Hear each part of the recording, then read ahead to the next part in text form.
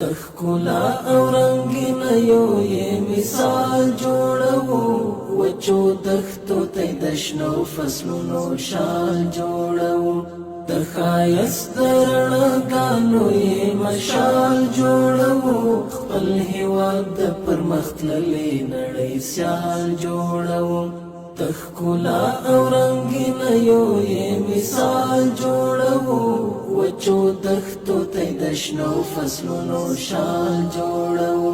د ښایست د رڼاګانو یې مشال جوړو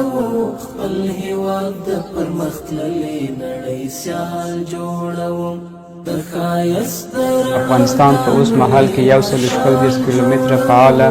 د اوسپنې پټلۍ کرښه لري. د افغانستان د اوسپنې پټلۍ پروژو کې په زرګونه کسان په مستقیم او غیر مستقیم ډول ګټمن کیږي او په مستقیمه توګه حدوداً د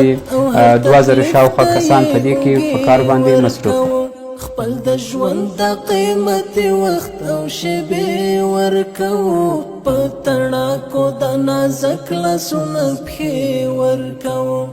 ابادي یې لازمي بولو پر ځان باندې خپل د مینې کور د مینې په کمال جوړوو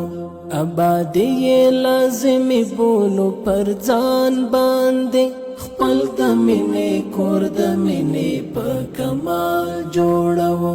تخکلا او رنگین یو یې مثال جوړو وچو دښتو ته د شنو فصلونو شال جوړو د ښایست د رڼاګانو یې مشال جوړو خپل هېواد د پرمختللې نړۍ سیال جوړو د ښایست د رڼاګانو یې مشال جوړو خپل هېواد د پرمختللې نړۍ سیال جوړو د بارودو له لوګیو یې فضا پاکوو د نفرت له جنګي سیمه شاوخوا پاکوو کروندو کې کښتونه د ګلونو کوو له اغزیو یې دښتونه او بدیا پاکوو چې په امن کې مو ټوله هېوادوال وکړي ژوند په سرحد د امنیت محکم دیوال جوړوو چې په امن کې مو ټوله هېوادوال وکړي ژوند په سرحد د امنیت محکم دیوال جوړوو تخکلا او رنگین یو یې مثال جوړوو وچو دښتو ته د شنو فصلونو شال جوړوو د ښایست د رڼاګانو یې مشال جوړوو خپل هېواد د پرمختللې نړۍ سیال جوړوو